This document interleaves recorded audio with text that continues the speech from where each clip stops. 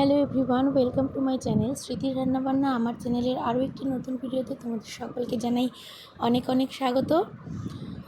আমার আজকের রেসিপি জাপানি পুঁটি মাছের ঝাল।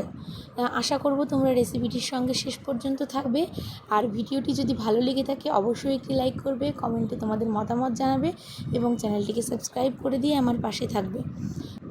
রেসিপিটি বানানোর জন্য প্রথমে আমি জাপানি পুঁটি মাছ নিয়েছি আর মাছগুলোকে খুব ভালো করে লবণ এবং হলুদ মাখিয়ে নিয়েছি। এরপর কড়াইতে তেল গরম করে আমি একে একে সমস্ত মাছগুলো দিয়ে দিচ্ছি এবং মাছগুলো খুব ভালো করে ভেজে আমি নামিয়ে নিচ্ছি।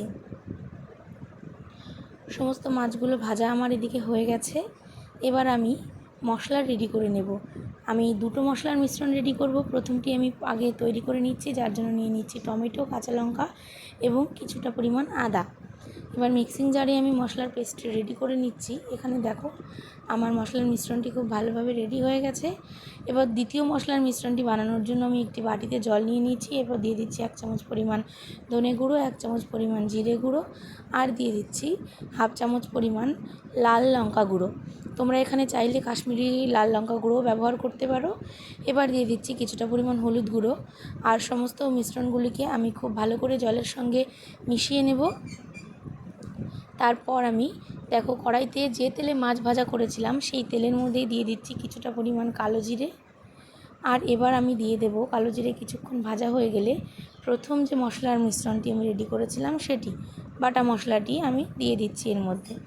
কড়াইতে দিয়ে মশলাটিকে ভালো করে কষিয়ে নিতে হবে যতক্ষণ না পর্যন্ত কাঁচা গন্ধ দূর হচ্ছে মশলা থেকে কাঁচা গন্ধ দূর হয়ে গেলে এবং মশলার উপরে তেল ভাসতে শুরু করলে আমি দ্বিতীয় মশলার মিশ্রণটি এর মধ্যে দিয়ে দিচ্ছি। আর এর মধ্যে দিয়ে দিয়েছি আরও কিছুটা পরিমাণ হলুদ এবং কিছুটা পরিমাণ লবণ। এবার সমস্ত মশলাগুলিকে খুব ভালো করে আবারও আমি আরও একবার কষিয়ে নেব। দেখো মশলার উপরে তেল ছাড়তে শুরু করে দিয়েছে, তার মানে মশলাটি খুব ভালো করে কষানো হয়ে গেছে। এবার আমি এর মধ্যে দিয়ে দেব পরিমাণ মতো জল আমি এখানে অ্যাড করে নিচ্ছি। জলের পরিমাণটা তোমরা অবশ্যই তোমাদের নিজেদের মাছের পরিমাণ এবং নিজেদের প্রয়োজন মতো দেবে।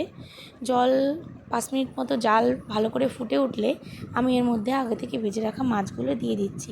দেখো মাছগুলো দিয়ে খুব ভালো করে ফুট উঠে গেছে। 5 থেকে 7 মিনিট মতো আমি ফুটিয়ে নিয়েছি। এরপর আমি দিয়ে দিচ্ছি ছোটো চামচের 1 চামচ পরিমাণ গরম মশলা বাটা। আর আমি এখানে গুঁড়ি গরম মশলাও ব্যবহার করছি। যেহেতু বাটা গরম মশলা দিয়েছি তাই 1/2 চামচ পরিমাণ গরম মশলা গুঁড়ি আমি দিচ্ছি। যদি তোমরা বাটা গরম মশলা না দাও তাহলে তোমরা 1 চামচ পরিমাণ গরম মশলার গুঁড়ি দিয়ে দেবে।